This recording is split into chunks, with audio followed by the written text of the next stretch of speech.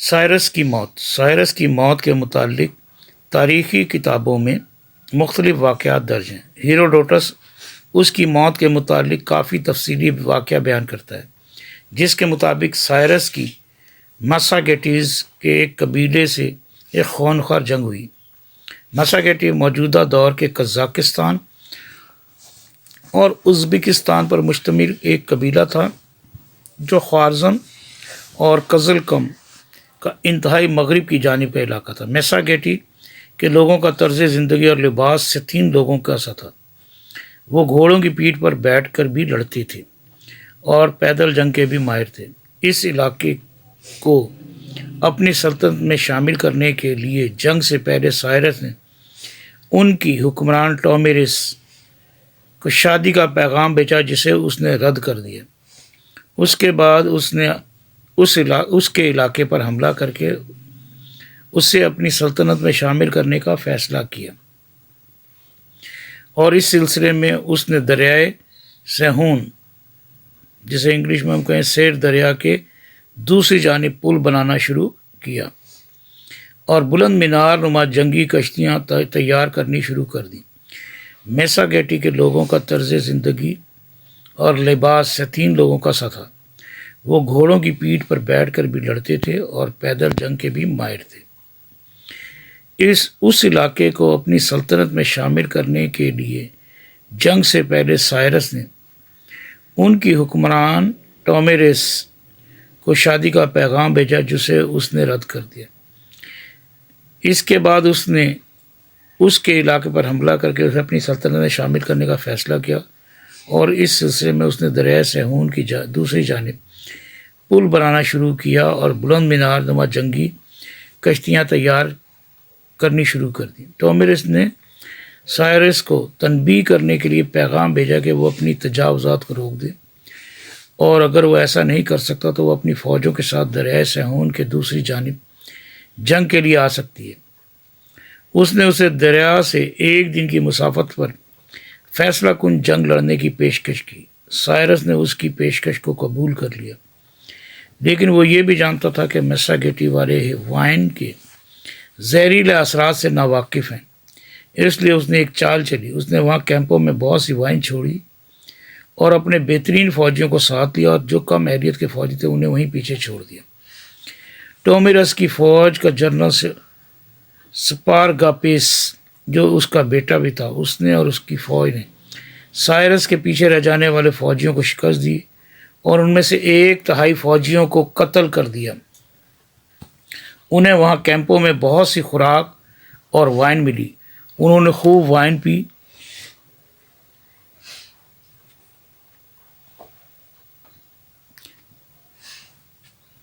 جس سے ان کی جنگ میں مدافعت کرنے کی صلاحیت بہت کم ہو گئی، اور پھر اس موقع پر سائرس نے ان پر اچانک حملہ کر دیا۔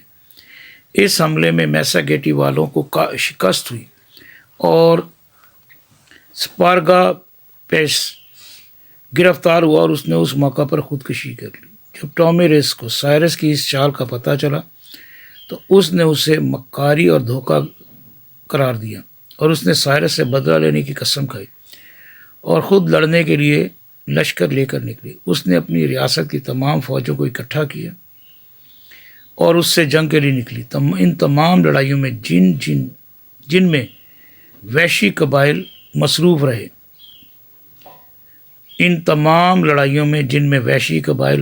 رہے یہ لڑائی ان تمام لڑائیوں سے خوفناک تھی۔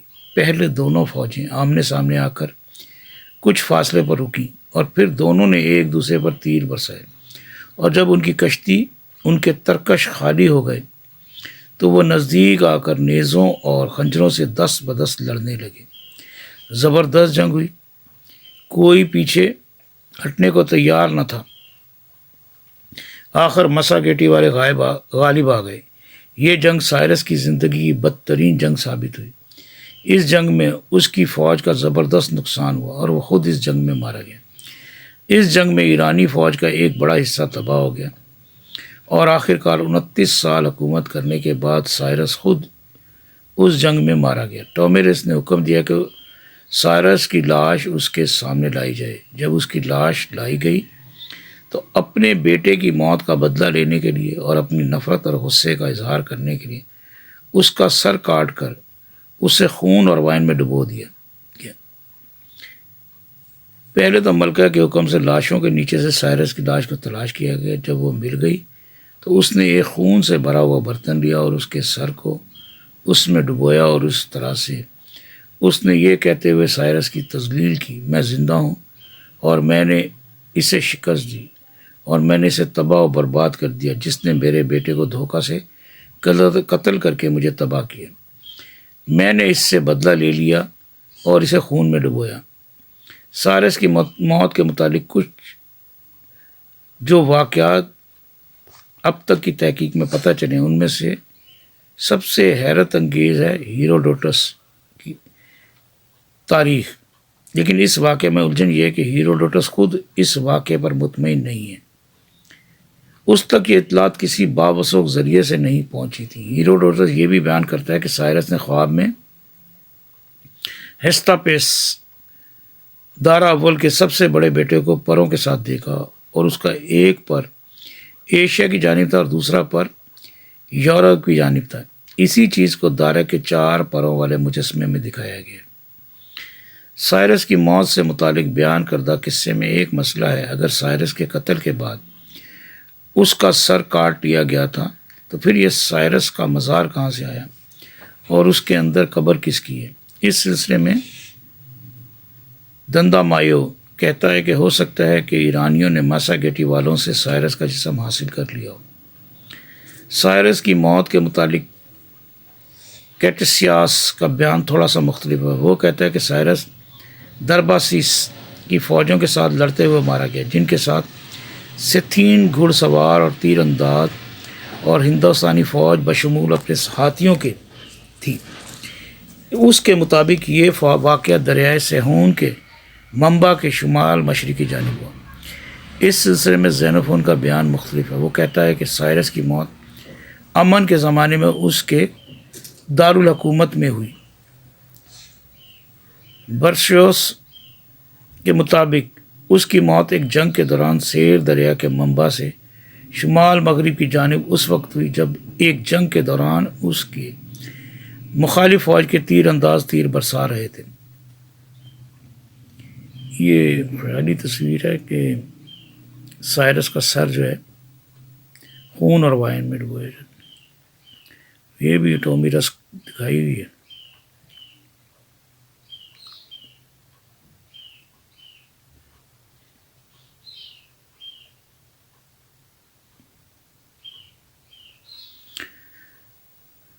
یہ تخت سلیمان میں سائرس کے محل کے کھنڈرات ہیں۔ سائرس اعظم کو اس کے دارالحکومت تخت سلیمان پسار گاڈے میں دفن کیا گیا، جہاں آج سنگ مرمر کا بنا ہوا ایک مقبرہ موجود ہے۔ گو کہ اس مقبرے کے بارے میں شک بھی ہے کہ یہ سائرس کا مقبرہ ہے بھی یا نہیں۔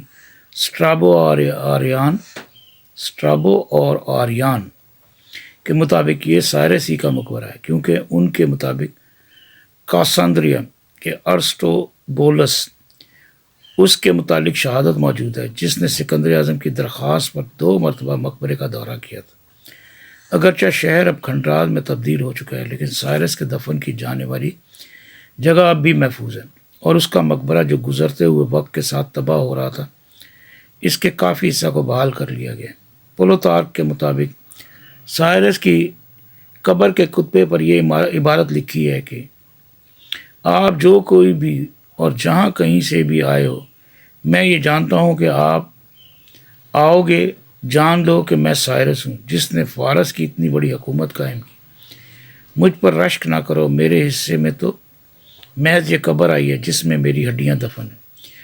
کچھ تحریروں سے ثابت ہوتا ہے کہ سائرس کی موت دسمبر 530 قبل از مسیح میں ہوئی۔ اس کے بعد اس کا بیٹا کمبیسیس دوئم بادشاہ بنا۔ کمبیسیس نے اپنے باپ کی سلطنت کو وسعت دینے کی پالیسی پر عمل جاری رکھا اور مصر کو فتح کیا، لیکن وہ صرف 7 سال حکومت کر کے فوت ہو گیا، اور اس کی جگہ دوسرے بیٹے باردیا نے حکومت کا نظام سنبھالا، جو صرف 7 ماہ تک حکمران رہا، اور پھر اس کے بعد اسے دارا نے قتل کر دیا۔